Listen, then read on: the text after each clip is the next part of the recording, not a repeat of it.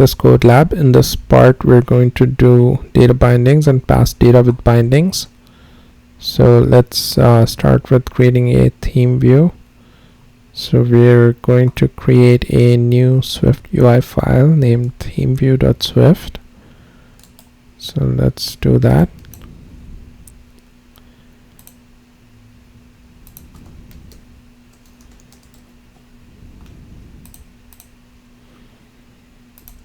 Now in this file, we're going to use a single instance of theme. So create a theme constant and pass a value in the preview.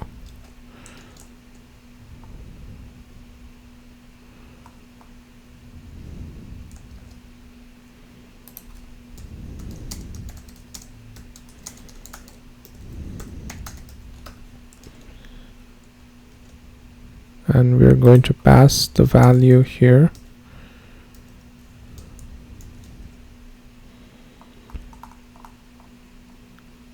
Create a z-stack that has a rounded rectangle filled with the theme's main color. So around the text, we can command click on text, embed in z-stack, and in the z-stack we can have a rounded rectangle with a corner radius of 4 and a fill of theme dot main color.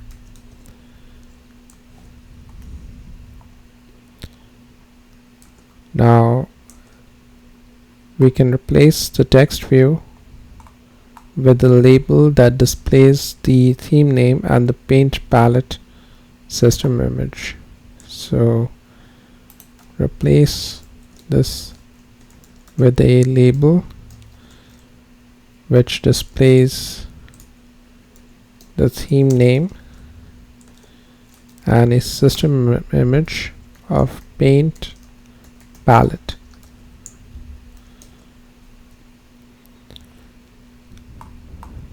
We can set the foreground color of the z-stack to the theme's main accent color.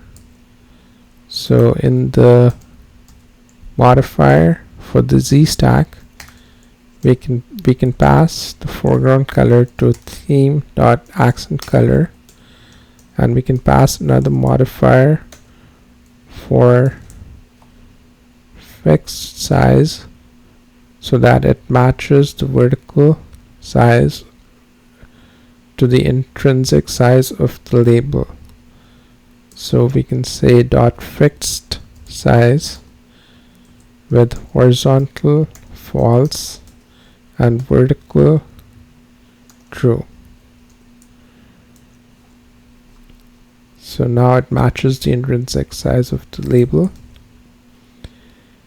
Complete the theme's design by making the label more legible and displaying more of the theme's color by adding a padding of 4 to the label. So we add a modifier to the padding of value 4. Now we are going to use this theme view as a cell in a list to display all the themes to the user. So let's add a theme picker. Let's create a SwiftUI file named themepicker.swift.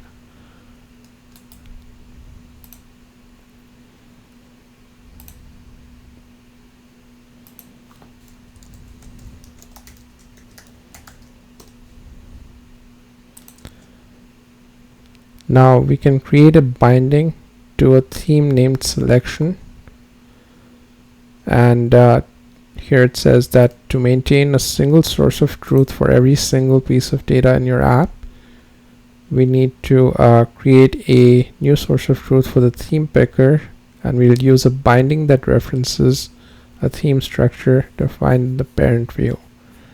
So it references the theme structure defined in the parent view. So here's binding variable selection theme.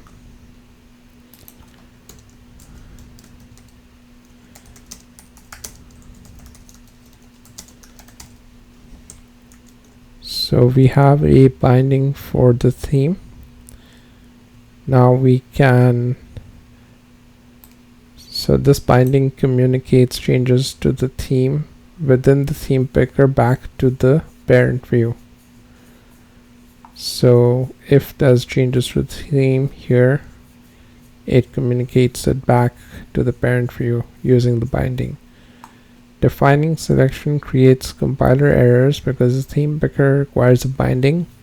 We'll see errors throughout the tutorial as we update other views.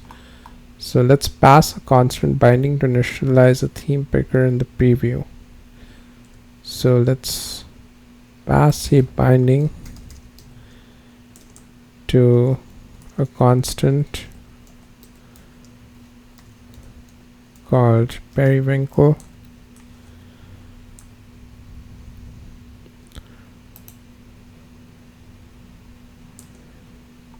Now we can add a picker with the title theme and pass the selection binding. So in here we can create a picker with a closure, and it has a theme title and it has a selection binding.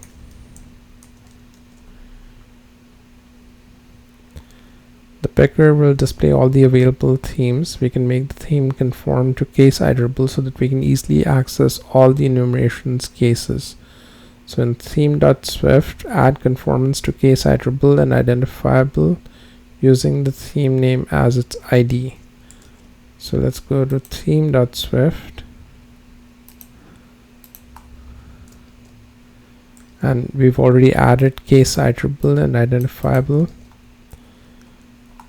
and we need to add a variable called ID. So we've already done that.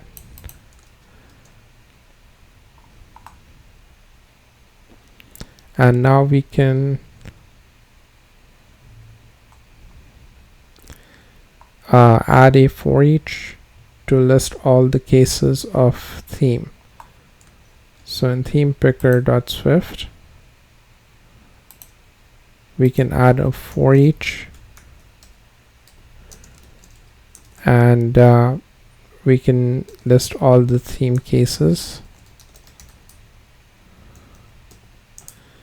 and the closure parameter in this case is theme. Now we can add a theme view and tag it with the theme. So inside the for each, we can add a theme view and we tag it with the theme, and tag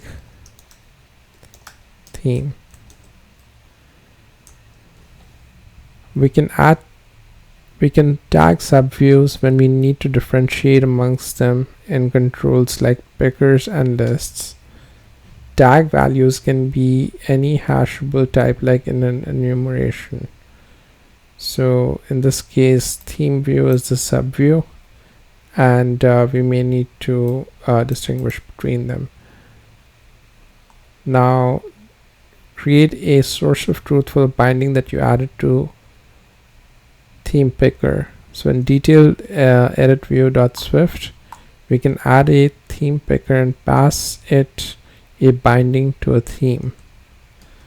So in detailed edit view, we can add the theme picker inside the section,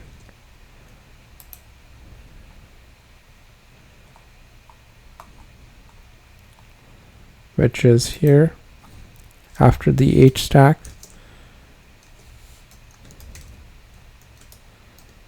and we can pass data dot theme. That's a binding. The theme picker passes changes to the theme selection back to the data theme property, In the next section, we'll add another binding so that the remaining meeting data flows between the detail and edit views.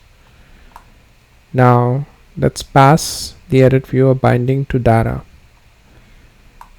So in detail edit view, convert the data property from a state to a binding. So right now data is a state and we can convert it to a binding.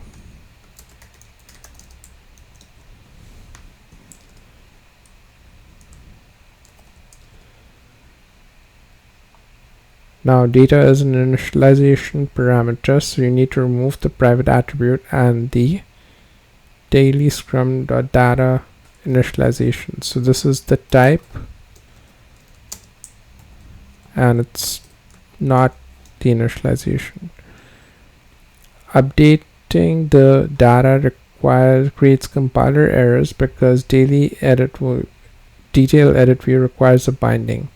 So at the bottom of the file, pass a constant binding to the detail edit view initializer in detail edit view previews. So in the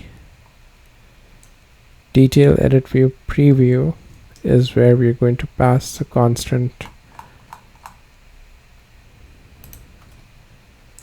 and the data here would be constant daily scrum dot sample data first element dot data.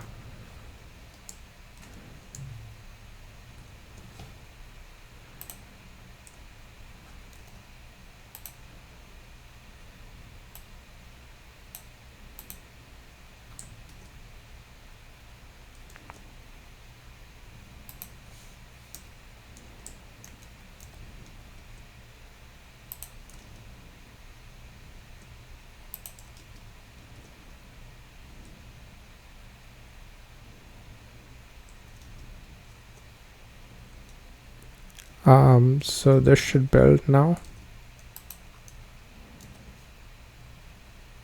Let's see what's causing the error.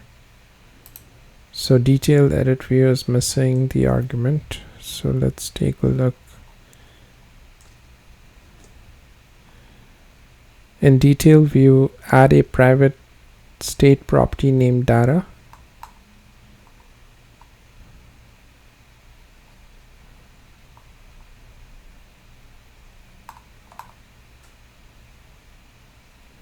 So detail view, we can add a state property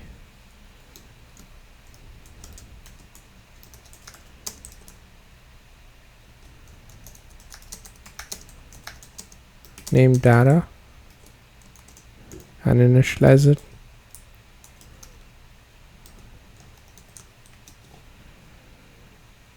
The empty initializer creates an instance with default values for its properties. We'll update these values to match the selected scrum when the user taps the edit button. Set data to scrum.data in the edit button's action closure. So in the edit button's action closure, we can set the data to scrum.data.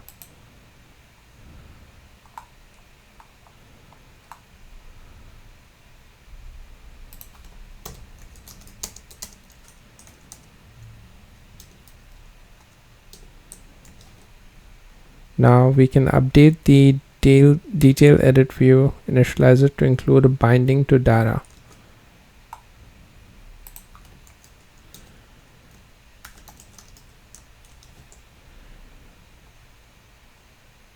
So changes that a user makes to data in the edit view are shared with the data property in the detail view.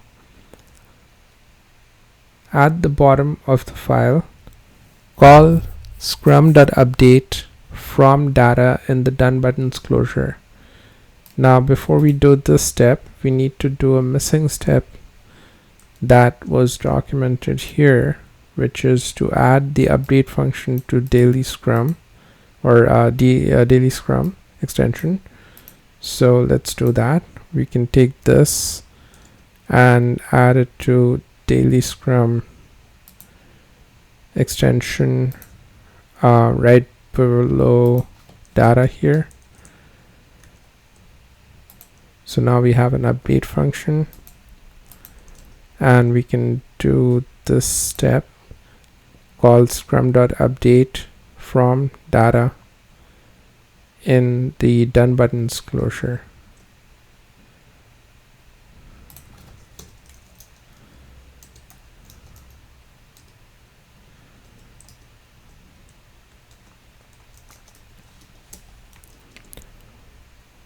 Now the compiler generates an error because scrum is a constant. At the top of the file, convert the scrum constant to a variable binding. So we need to convert this to a variable binding.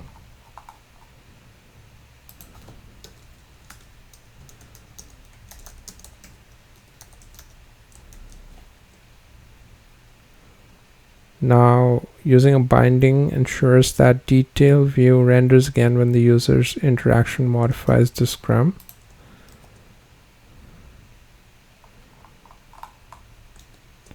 Now, at the bottom of the file, pass a constant binding to the detail view initializer in detail view previews. So we can make this a constant.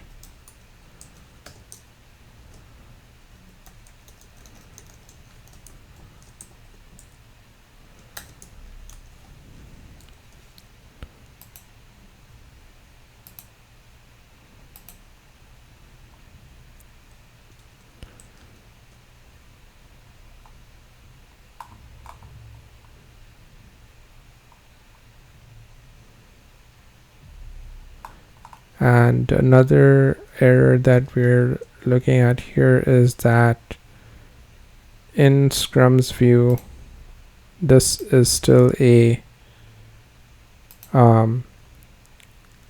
constant and not a binding. So we are going to have to fix that, but let's keep going. Pass a binding into the detail view. In Scrum's view.swift, convert the Scrum's constant to a binding. So here we can convert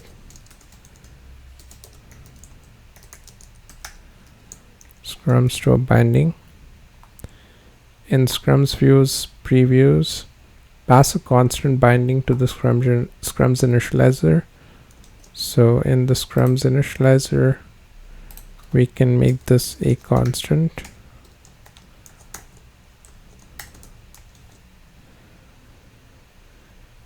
Modify the for each view to accept a binding wrapper of daily Scrum.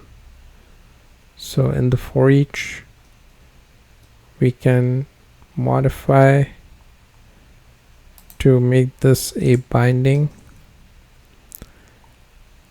Change the closure parameter type to binding wrapper of daily Scrum. So we can change this to a binding wrapper of daily Scrum. Here it says that the $prefix accesses the projected value of a wrapped property. The projected value of the Scrum's binding is another binding. Now, effectively what they're saying is that $scrums is a binding and the projected value is $scrum. So $scrum is also a binding because it's the projected value of a binding. Pass a binding wrapper of daily Scrum to the detail view initializer. So inside the detail view initializer, we can pass a Scrum binding. And we use binding syntax to easily bind each element to the list of Scrums to its associated detail view. Now we can pass a binding into the list view. So in the app.swift, we can add a add state property named Scrums. So go to the app file. We can create a add state property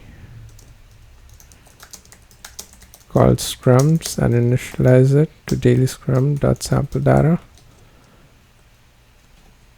Now we can pass a binding to Scrums in the initializer. So instead of this,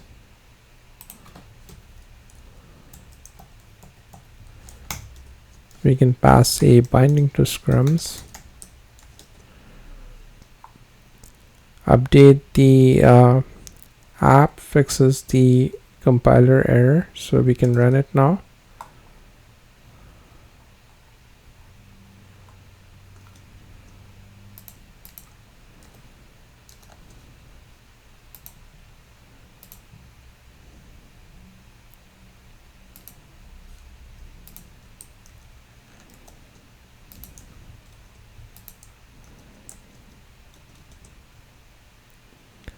And now if we can go into one of the scrums and we edit the value here,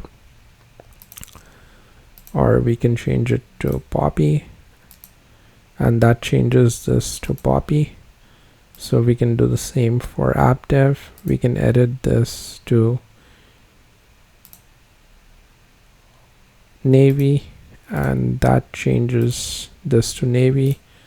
We can change the theme for web dev to teal, and that changes this to teal. So that's it for this part. Thanks for watching. See you in the next one.